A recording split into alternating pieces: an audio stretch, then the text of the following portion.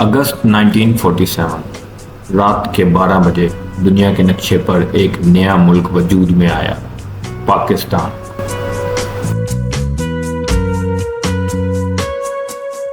لیکن ایک سوال ہے جس کا جواب بہت کم لوگ جانتے ہیں۔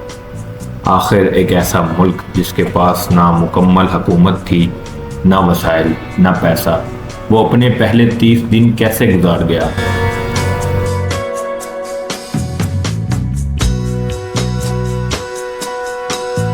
اگر آج آپ کسی ملک کا تصور کریں تو ذہن میں پارلیمنٹ، دفاتر، بینک، پولیس، عدالتیں اور ہزاروں سرکاری ملازمین آتے ہیں۔ لیکن 14 اگست 1947 کو پاکستان کے پاس ان میں سے بہت سی بنیادی چیزیں بھی موجود نہیں تھیں۔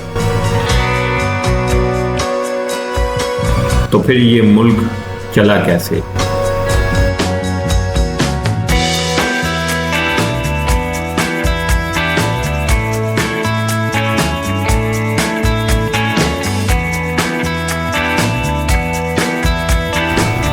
جب پاکستان وجود میں آیا تو یہ صرف ایک نئے ملک کا اعلان نہیں تھا، بلکہ ایک بہت بڑے انتظامی مسئلے کا آغاز بھی تھا۔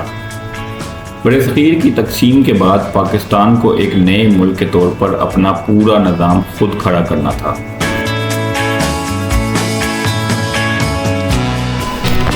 نہ نئی وزارتوں کے لیے مکمل دفاتر تیار تھے، نہ سرکاری ریکارڈ مکمل تھا، اور نہ ہی اتنے وسائل موجود تھے کہ ایک دم سے سب کچھ آسانی سے چل سکے۔ ایک ایسا ملک جو ابھی پیدا ہوا تھا، جسے پہلے دن سے ہی اپنے قدموں پر کھڑا ہونا تھا۔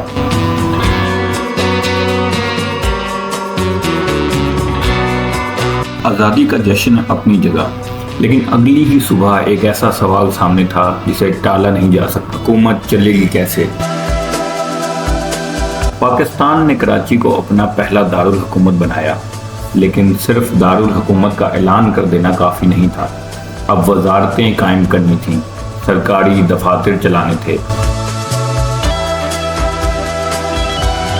فیصلے کرنے تھے اور لاکھوں لوگوں کے مسائل سنبھالنے تھے۔ ہر گزرتا دن ایک نئے امتحان کی طرح تھا، کیونکہ دنیا انتظار نہیں کرتی۔ ایک نیا ملک پہلے دن ہی سے کام شروع کرنے پر مجبور ہوتا ہے۔ پاکستان ابھی اپنی حکومت قائم ہی کر رہا تھا کہ ایک اور بہت بڑا امتحان اس کے سامنے آ کھڑا ہوا۔ بڑے صغیر کی تقسیم کے بعد لاکھوں لوگ اپنے گھر، اپنی زمینیں اور اپنی برسوں کی زندگی پیچھے چھوڑ کر نئے وطن کی طرف روانہ ہوئے۔ کسی نے پیدل سفر کیا، کسی نے بیل گاڑی پر، اور ہزاروں لوگ ٹرینوں کے ذریعے پاکستان پہنچنے کی کوشش کر رہے تھے۔ ہر آنے والے قافلے کے ساتھ ایک نئی ذمہ داری بھی آتی تھی۔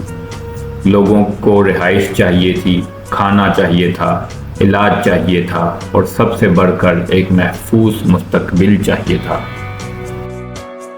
یہ سب کچھ ایسے وقت میں ہو رہا تھا جب خود پاکستان ابھی اپنے قدم جمانے کی کوشش کر رہا تھا۔ ایک طرف حکومت بن رہی تھی اور دوسری طرف لاکھوں انسانوں کی زندگیاں سنبھالنی تھیں، لیکن مشکلات ابھی ختم نہیں ہوئی تھیں۔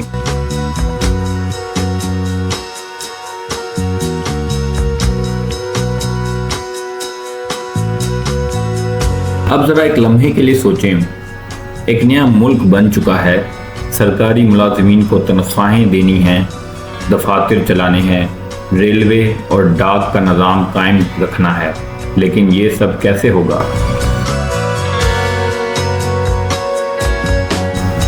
تقسیم ہند کے بعد برطانوی ہندوستان کے اثاثے، نقد رقوم اور وسائل دونوں نئے ممالک کے درمیان تقسیم ہونے تھے۔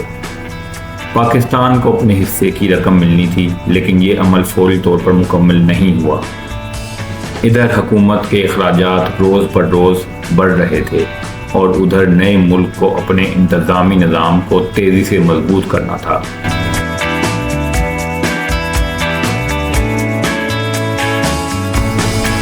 محدود وسائل کے باوجود سرکاری ملازمین، انجینئر، ڈاک کارکن، ریلوے کے اہلکار، ڈاکٹر اور ہزاروں رضاکار دن رات کام کرتے رہے تاکہ ملک کا نظام رکے نہیں۔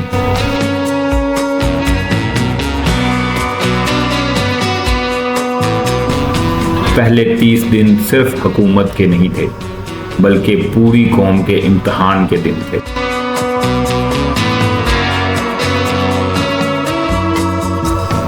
ان تمام مشکلات کے درمیان ایک شخص ایسا تھا جس کی طرف پوری قوم دیکھ رہی تھی، محمد علی جناح، پاکستان کے پہلے گورنر جنرل۔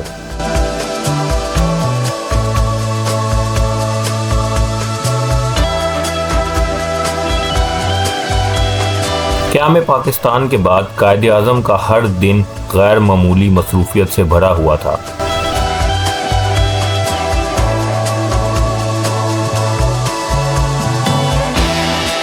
ایک طرف نئی حکومت کے فیصلے، دوسری طرف لاکھوں مہاجرین کے مسائل اور ساتھ ہی دنیا کے سامنے ایک نئے ملک کی نمائندگی۔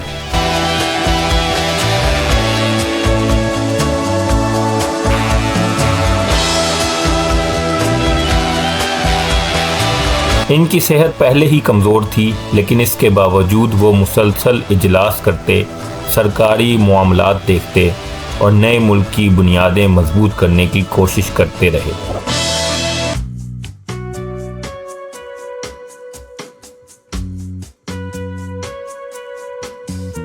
11 اگست 1947 کو دستور ساز اسمبلی سے اپنے تاریخی خطاب میں انہوں نے قانون کی حکمرانی، مذہبی آزادی اور شہریوں کی مساوات پر زور دیا۔ یہ وہ اصول تھے جن پر نئے پاکستان کی بنیاد رکھنے کی کوشش کی جا رہی تھی۔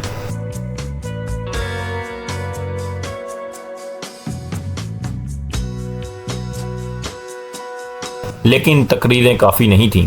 اصل امتحان ان اصولوں کو ایک نئے ملک میں عملی شکل دینا تھا۔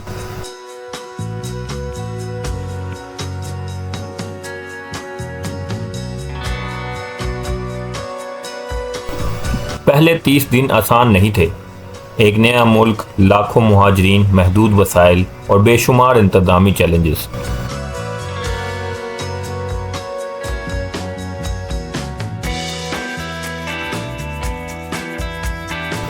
لیکن انہی 30 دنوں میں پاکستان کی حکومت نے اپنے بنیادی اداروں کو چلانا شروع کر دیا۔ سرکاری دفاتر کام کرنے لگے،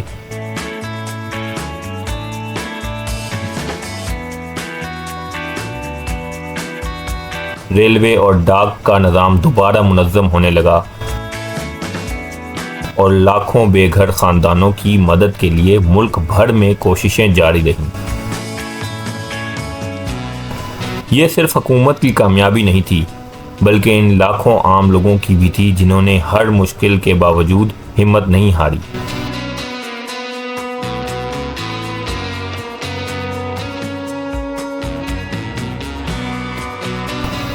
یہ سفر مکمل نہیں ہوا تھا، بلکہ ابھی شروع ہوا تھا۔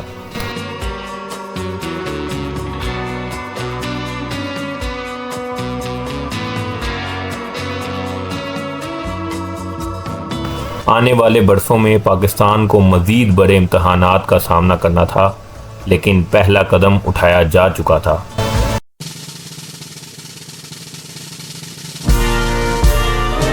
آج جب ہم یوم آزادی مناتے ہیں تو صرف ایک تاریخ یاد نہیں کرتے، بلکہ ان لاکھوں لوگوں کی قربانی، محنت اور حوصلے کو بھی سلام پیش کرتے ہیں جنہوں نے ایک نئے وطن کی بنیاد رکھنے میں اپنا کردار ادا کیا۔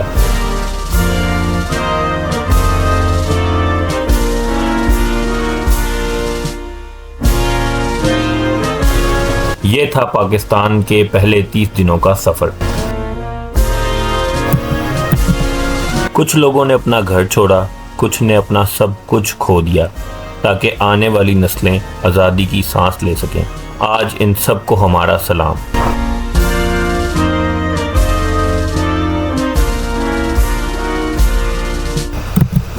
یہ وطن ہمیں ورثے میں نہیں ملا، یہ لاکھوں قربانیوں کی امانت ہے۔ اس امانت کی حفاظت کرنا اب ہماری ذمہ داری ہے۔